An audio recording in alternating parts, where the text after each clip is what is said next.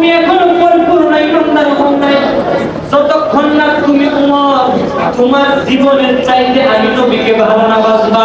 উমর রাদিয়াল্লাহু তাআলা বলেন, ইয়া রাসূলুল্লাহ, নবী গো, ও মায়ার নবী, রাহমাতুল লিল আলামিন নবী, ইয়া রাসূলুল্লাহ, আমি এখানে কোন শপথ করে বলতেছি, আল্লাহ কি কসম, আল্লাহকে সাক্ষী রেখে আমি বলতেছি, ইয়া রাসূলুল্লাহ, নবী গো, ও মায়ার নবী, রাহমাতুল লিল আলামিন, এই মুহূর্ত থেকে আমি উমরের জানের চাইতে বেশি আপনি নবীকে ভালোবাসি।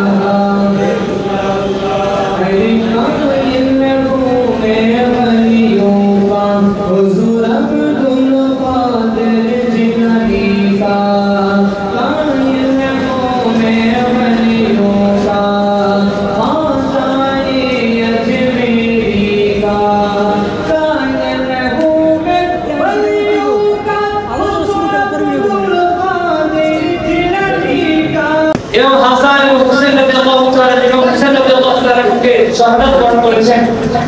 এমন এক দিন আমরা উপস্থিত হয়েছি, এমন এক দরবারে উপস্থিত হয়েছি যেই দরবার নিঃসন্দেহে একজন খাস আল্লাহর ওলির দরবার। কথা বলেন ঠিক কিনা? কোনো সন্দেহ আছে আপনাদের? আপনাদের থাকলেও বাজান, আমার কোনো সন্দেহ নাই।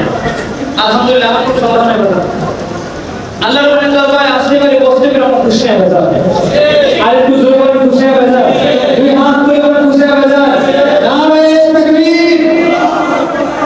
আওয়াজে মানি না, হয়তো আমাদের লোক সংখ্যা কম হতে পারে। ইমাম হুসাইন রাদিয়াল্লাহু তাআলা যখন শাহাদাত বরণ করবেন কারবালার ময়দানে, তিনি রশি মহল ছিলেন, ওনাদের জনসংখ্যা ছিল কম, মাত্র ৭২ জন। কথা বলেন ঠিক না? নবীজির নাতি ইমাম হুসাইন রাদিয়াল্লাহু তাআলার সাথে মাত্র ৭২ জন। ইয়াজিদ বাহিনী প্রায় ২০০০ মধ্যে প্রায় ২৫০০ এর মতো কাফের বেঈমান ছিল, কিন্তু ইসলাম ইমানদার ছিল মাত্র ৭২ জন। কয়জন? তাদের সংখ্যা বেশি ছিল না কম ছিল? ইমানদারদের সংখ্যা কম ছিল না বেশি ছিল? ধরেন আমরাও কম, কিন্তু বাতিলদেরকে শোনাই দেন যে মক্কার দরবারে আমরা এসেছি। কথা বলে ঠিক না? ইমানের সুর আছে তো? আছে তো? খাওয়া দাওয়া করছেন না ইনশাআল্লাহ? একটু সুর দিবেন। নারে তাকবীর, আওয়াজ আরো জোরে দিন। নারে তাকবীর, নারে রিসালাত, মুহাম্মদ রাসূল। বাজান দরবারে আসছি, প্রথমে আমরা রাসূল পাক সাল্লাল্লাহু আলাইহি ওয়াসাল্লামের উপর দরুদ শরীফ পড়ছি। কথা বলেন ঠিক না? দরুদ শরীফ পড়ছি না আমরা? এখন আপনাদের কাছে প্রশ্ন, দরুদ শরীফ পড়া বেদাত না জায়েজ? জায়েজ তো, কিন্তু আজকে মনে করেন কিছু কিছু আছে যারা বলে দরুদ শরীফ পড়া ঠিক বেদাত। ঠিক না? এবার যখন আমরা দলিল যাই, যদি কোরআন শরীফ কি জিজ্ঞেস করি, হে কোরআন, রাসূল পাক সাল্লাল্লাহু আলাইহি ওয়াসাল্লামের উপর দরুদ শরীফ পড়া জায়েজ, কিভাবে প্রমাণ করব আমরা? কুরআনুল কারীমের মধ্যে 22 নম্বর পারা সূরা আহজাবের 56 নম্বর আয়াতের মধ্যে আল্লাহ রাব্বুল আলামিন বলতেছেন, ইন্নাল্লাহা ওয়া মালাইকাতাহু ইউসাল্লুনা আলান নবী সুবহানাল্লাহ। আল্লাহ বলেন, নিশ্চয় আমি আল্লাহ এবং আমার ফেরেশতাদেরকে নিয়ে আমরা রাসূল পাক সাল্লাল্লাহু আলাইহি ওয়াসাল্লামের উপর দরুদ শরীফ পাঠ করি। সুবহানাল্লাহ। আল্লাহ একা নয়, আল্লাহ একা নয়, আল্লাহর সাথে আল্লাহ এবং তার ফেরেশতাদেরকে নিয়ে আমরা রাসূল পাক সাল্লাল্লাহু আলাইহি ওয়াসাল্লামের উপর দরুদ শরীফ পাঠ করে দ্বিতীয় অংশের মধ্যে বলতেছেন, ইয়া আইয়ুহাল্লাযীনা আমানু সাল্লু আলাইহি ওয়া সাল্লিমু তাসলিমা। আমার আল্লাহ রাব্বুল আলামিন বলতেছেন, ইয়া আইয়ুহাল্লাযীনা আমানু, হে ঈমানদার, সুবহানাল্লাহ। এখানে কাফেরদেরকে ডাক দেয় না, ইয়া আইয়ুহাল্লাযীনা কাফারু, কাফেরদেরকে ডাক দেয় না। ইয়া আইয়ুহাল্লাযীনা মুনাফিকদেরকে ডাক দেয় না। মুসলমানদেরকেও ডাক দেয় না, কারণ মুসলমানদের মতো বেঈমান আছে। ঠিক না? বেঈমান আছে না? মুসলমানদের মতো বেঈমান আছে। এইজন্য আল্লাহ মুসলমানদেরকে ডাক দেয় না, আল্লাহ সরাসরি ঈমানদারদেরকে ডাক দিয়েছেন। সুবহানাল্লাহ। আল্লাহ বলতেছেন, ইয়া আইয়ুহাল্লাযীনা আমানু সাল্লু আলাইহি, তোমরাও আমার হাবিবের উপরে দরুদ শরীফ পাঠ করো। ওয়াসাল্লিমু তাসলিমা, তোমরা আমার হাবিবের উপর দরুদ শরীফ পাঠ করবে, তবে তাজিমের সাথে। সুবহানাল্লাহ। কিসের সাথে? তাজিমের সাথে। এখন আপনাদের কাছে প্রশ্ন বাজান, আমরা দরুদ শরীফ পাঠ করি বসে, দরুদ শরীফ শেষ করার পরে আমরা দাঁড়িয়ে ইয়া নবী সাল্লাল্লাহু আলাইহি ওয়া সাল্লাম নবীকে সম্মান করি, বলে ঠিক না? কিন্তু আপনাদের কাছে প্রশ্ন, দাঁড়িয়ে ইয়া নবী সাল্লাল্লাহু আলাইহি ওয়া সাল্লাম বলা কি বেদাত? না, বলা কি বেদাত? কারণ আল্লাহ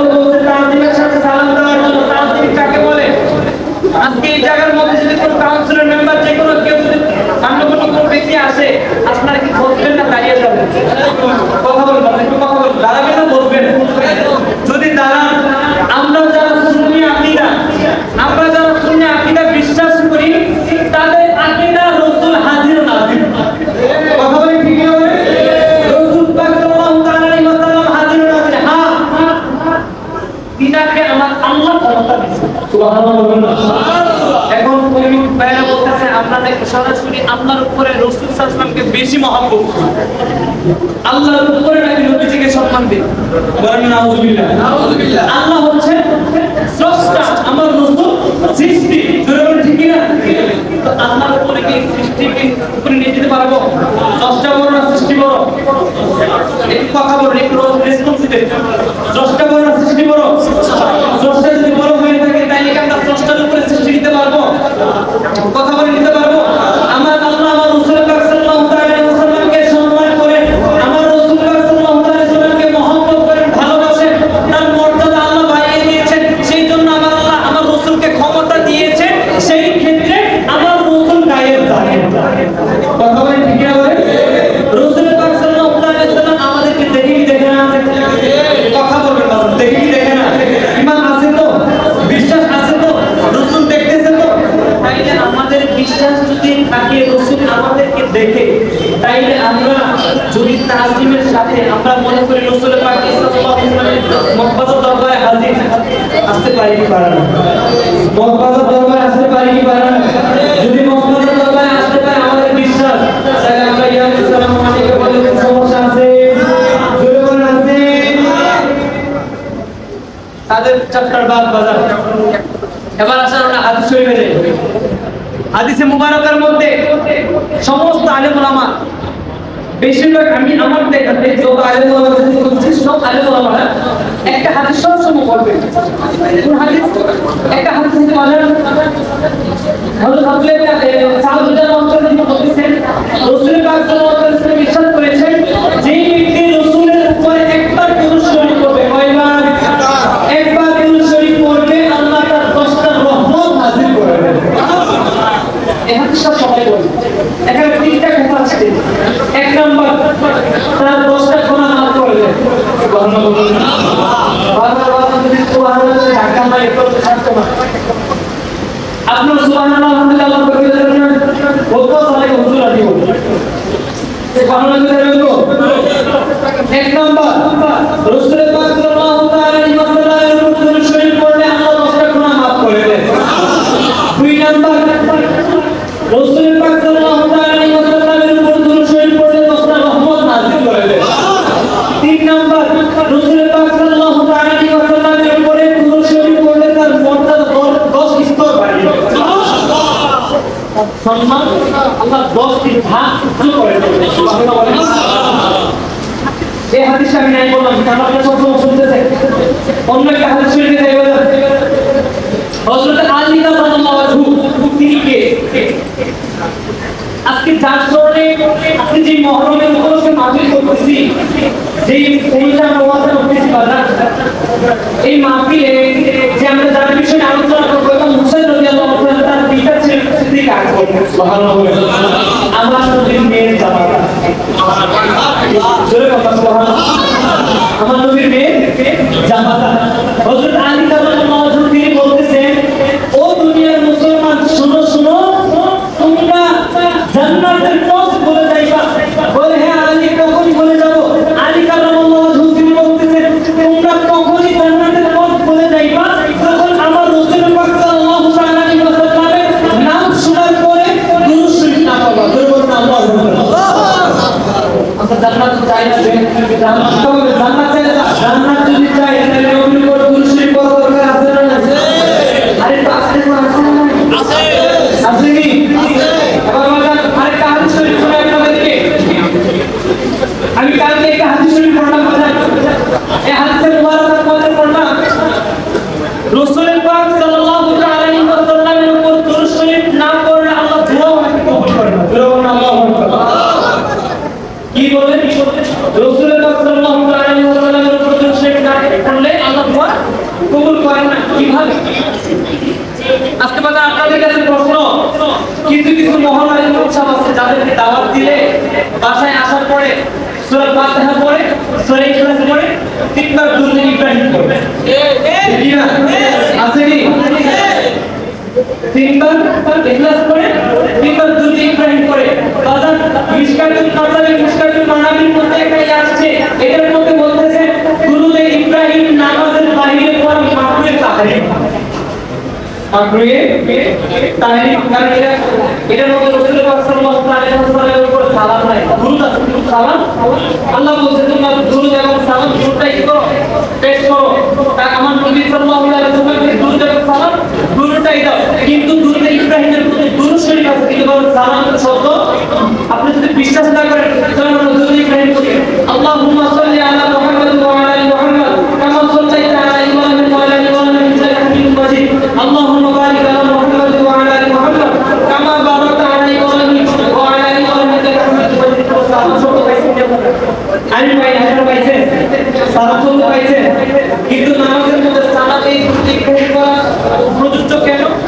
প্রশ্ন আসেনি আপনাদের? প্রশ্ন আসেনি কেন? আমরা দুরূদ শরীফ পড়ার আগে তাশাহুদ করি, কি করি? তাশাহুদ করি। তাশাহুদের মধ্যে আমরা বলি আসসালামু আলাইকা আইয়ুহান নবী, বলি না? ওই যে আমার নবীকে সালাম দিছি, প্রথম আমার নবীকে সালাম দিছি, তারপর কি আমরা দুরূদ শরীফ পাঠ করছি। এই জন্য নামাজের মধ্যে দুরূদ ইব্রাহিম পড়া প্রযোজ্য, কিন্তু নামাজের বাহিরে পড়া মাকরুহ আছে। বুঝতে পারছি আপনাদেরকে? আমি বুঝতে পারছি তো বাজান আপনি দুরূদ ইব্রাহিম নাম নাই তো আল্লাহ বলছে দুরূদ সালাম দাও। আমি হাদিস শরীফের মধ্যে যেটা বললাম বাজান, আমরা যখন দুরূদ শরীফ না পড়ে যখন দোয়া করি, আমার আল্লাহ সরাসরি দোয়াটা কবুল করে না। দোয়া কি করে না? কবুল করে না। বলে তাহলে কিভাবে আমরা দোয়া কেন দোয়া করে রাখি? প্রশ্ন আসে না আপনাদের? দোয়া করে রাখি বাজার খুব মনোযোগ দিবেন। হাদিস শরীফের মধ্যে আসছে আমরা যখন দোয়া করি দুরূদ শরীফ ব্যতীত আমার আল্লাহ সরাসরি দোয়া কবুল করে না। দোয়াটা কোথায় যায়? আসমান জমিন তার মধ্যে ঝুলন্ত অবস্থায় দোয়াটা ঝুলন্ত অবস্থায় থেকে যায়। যেই মাত্র আমরা রাসূল পাক সাল্লাল্লাহু আলাইহি ওয়াসাল্লামের উপর দুরূদ শরীফ পাঠ করি, সাথে সাথে আমার আল্লাহ আমাদের দোয়াটা কবুল করেন। বিশ্বাস আছে তো? এবার বলেন ছোট্ট একটা ঘটনা শুনে আপনাদেরকে। এই হাদিসটা আমি কালকে পড়েছি, আমি একটা প্রোগ্রামে ইসলামিক হাদিসটা পড়েছিলাম। হাদিস শরীফটা মিশকাতুল মাসাবির মধ্যে এই হাদিসটা পাওয়া গেছে। হযরত আব্দুল্লাহ ইবনে রাহমাতুল্লাহি আলাইহি তিনি বলতেছেন আমার বন্ধু ছিল, আমার এক বন্ধু ছিল, তিনি হাদিস শরীফ লিখতেন। তো যখনই আমার রাসূল পাক সাল্লাল্লাহু আলাইহি ওয়াসাল্লামের হাদিস লিখতেন, সাথে আমার নবীর উপর দুরূদ শরীফ পড়তেন। সুবহানাল্লাহ। এবার সেই বন্ধু মারা গেছে, কয়েকদিন পরে তার বন্ধু মারা গেছে। আব্দুল্লাহ রাহমাতুল্লাহি আলাইহি তিনি একদিন স্বপ্নে দেখলেন কিনা বন্ধু তার স্বপ্নে আসছে। এবার তিনি প্রশ্ন করলেন, বন্ধু তুমি কবরের মধ্যে কেমন অবস্থায় আছো? তুমি কেমন অবস্থায় আছো? এবার ওই আব্দুল্লাহ রাহমাতুল্লাহি আলাইহি উত্তরে বলতেছে, বন্ধু আমার কবরের আযাব আল্লাহ মাফ করে দিয়েছে। আল্লাহ বলেন না আমার কবরের আযাব মাফ করে দিয়েছে। বলে কিভাবে মাফ করলো? বলে আমি যখন হাদিস শরীফ লিখলাম, হাদিস শরীফ লেখার মধ্যে আমার রাসূল পাক সাল্লাল্লাহু আলাইহি ওয়াসাল্লামের উপর দুরূদ শরীফ পড়তাম, এই দুরূদের উসিলায় আমার আল্লাহ আমার কবরের আযাব মাফ করে দিয়েছে। সুবহানাল্লাহ। সুবহানাল্লাহ। কুজুরে বলেন ওরে দোয়া করিও সবাই আমারে, ধন্য যেন করে নবী দিদারে। নাতরাস পড়তে পারবেন ইনশাআল্লাহ? পারবেন ইনশাআল্লাহ? ওরে দোয়া করিও সবাই আমারে, ধন্য যেন করে নবী দিদারে। বলো দোয়া করিও সবাই আমারে, ধন্য যেন করে নবী দিদারে। বাজান দুরূদ সালাম মিলাদ কিয়াম করব জীবন ভর, পাই যেন নবী তোমার নুরানি নজর। নবীর নজর চাইতে চাই না, নবীর নজর পাইতে চাই না। আমার রাসূল পাক সাল্লাল্লাহু আলাইহি ওয়াসাল্লাম খুব মনোযোগ দিবেন বাজান। আমার নবী রাহমাতুল আলামিন নবী কেমন নবী? আমার নবী রাহমাতুল আলামিনের মর্যাদা কেমন? আমার আল্লাহ রাব্বুল আলামিন বলেন, আমি রব্বুল আলামিন, আমি কইলাম রব্বুল আলামিন, আমি কইলাম আলহামদুলিল্লাহি রাব্বিল আলামিন।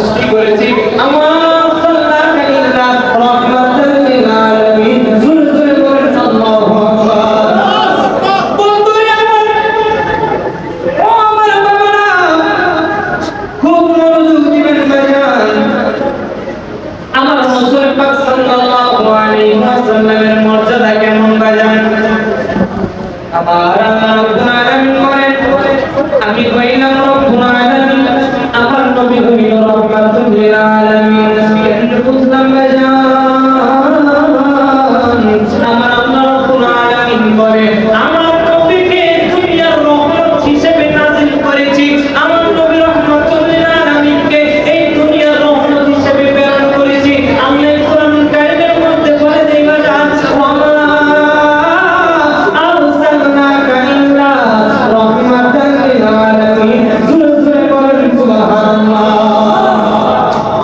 বন্ধুরা ও আমার বাবারা ও আমার মুকদ্দাসরা বুঝি আমার নবী রহমাতুল লিল আলামিনকে মহব্বত করলে লাভ হলো এই যে বলে এদিকে বলছি লাভ না লস নবীজিকে মহব্বত করার দরকার আছে না নাই করার দরকার আছে না নাই হযরত উমর রাদিয়াল্লাহু তাআলা একটা হাদিস বলেন মনে পড়ে গেল হযরত উমর রাদিয়াল্লাহু তাআলা আমার নবী রহমাতুল লিল আলামিন উমর রাদিয়াল্লাহু তাআলা জিজ্ঞেস করেন উমর তুমি আমাকে মহব্বত করো উমর রাদিয়াল্লাহু তাআলা বলেন ইয়া রাসূলুল্লাহ ইয়া হাবিবাল্লাহ নবী গো ও মায়ার নবী রহমাতুল লিল আলামিন নবী ইয়া রাসূলুল্লাহ নবীজি আমি আপনাকে মহব্বত করি আমার বাবা মা পিতা মাতা ভাই বোন আত্মীয় স্বজন জায়গা সম্পত্তি যা কিছু আছে হুজুর ইয়া রাসূলুল্লাহ সবকিছু থেকে আপনি নবীকে অধিক পরিমাণে মহব্বত করি ও নবী মায়ার নবীজি রহমাতুল লিল আলামিন নবীজি তবে একটা কথা ইয়া রাসূলুল্লাহ আমার নিজের জানের চাইতে আপনি নবীকে মহব্বত করি না ইয়া রাসূলুল্লাহ আমার জান থেকে তো সমস্ত কিছু থেকে আপনি নবীকে ভালোবাসি জুড়ে বলেন সুবহানাল্লাহ বললাম যে ভিডিও করব বন্ধুরা আমার নবী রহমাতুল লিল আলামিন নবী তিনি ডাক দিয়ে বলেন ও মোর রে তুমি এখনো পরিপূর্ণ ইমানদার হও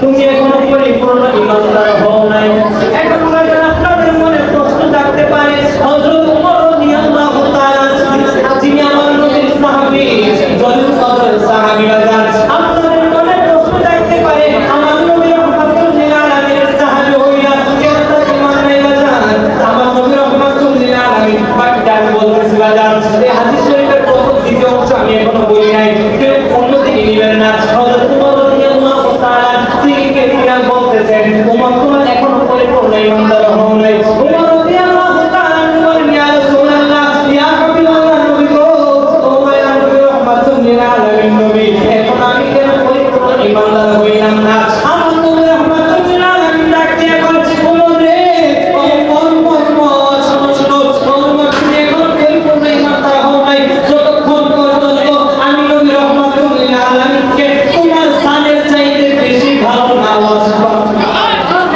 এটা আসতে বলে সুবহানাল্লাহ আর হুজুরে বলেন সুবহানাল্লাহ সামনে উমর রাদিয়াল্লাহু তাআলা কে আমার নবী বললেন উমর তুমি এখনো পরিপূর্ণ ইমানদার হও নাই যতক্ষণ না তুমি উমর তোমার জীবনের চাইতে আমি নবীকে ভালো না বাসবা উমর রাদিয়াল্লাহু তাআলা বলেন ইয়া রাসূলুল্লাহ নবী গো ও মায়ার নবী রহমাতুল লিল আলামিন নবী ইয়া রাসূলুল্লাহ আমি এখানে কোন শপথ করে বলতেছি আল্লাহ কি কসম আল্লাহকে সাক্ষী রেখে আমি বলতেছি ইয়া রাসূলুল্লাহ নবী গো ও মায়ার নবী রহমাতুল লিল আলামিন এই মুহূর্ত থেকে আমি উমরের জানের চাইতে বেশি আপনি নবীকে ভালোবাসি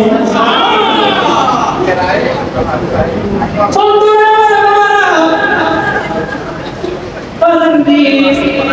আমার নবী রহমাতুল লিল আলামিনকে ভালোবাসতে দেখুন কেমন লাভ আমার আল্লাহ রাব্বুল আলামিন বলেন কুল ইন কুনতুম তুহিব্বুনাল্লাহ ফাত্তাবিউনি ইউহিব্বুকুমুল্লাহ ওয়া ইয়াগফির লাকুম যুনুবাকুম ওয়াল্লাহু গফুরুর রহিম এই আয়াতের মধ্যে আমার আল্লাহ রাব্বুল আলামিন বলেন ও বন্ধু হাবিব আপনি বলে দিন ইয়া তোমার বন্ধু আপনি বলে দিন আমি আল্লাহকে ভালোবাসতে চাইলে আপনি নবীকে অনুসরণ করুন আমার হাত ধরে ব্যাটারি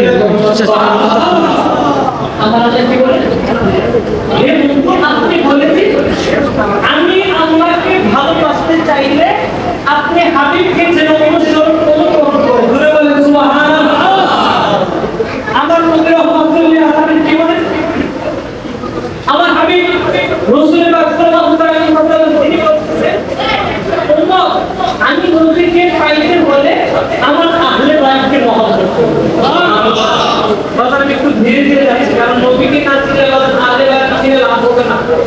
কথা বলে ঠিক না?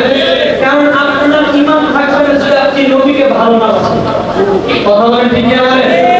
আপনি যদি নবীকে ভালোবাসেন তবে আপনার ঈমানদার হবে। কারণ আপনার ঈমানের মধ্যে 7টা মৌলিক বিষয় আছে, 7টার ভিতরে আপনার ভিতরে 6টা আছে, কিন্তু রাসূলের প্রতি মহব্বত নাই, আপনার ঈমান একটু কথা বলেন ঈমান বাজার খুব মজবুত দিবেন। হযরত ওমর রাদিয়াল্লাহু তাআলা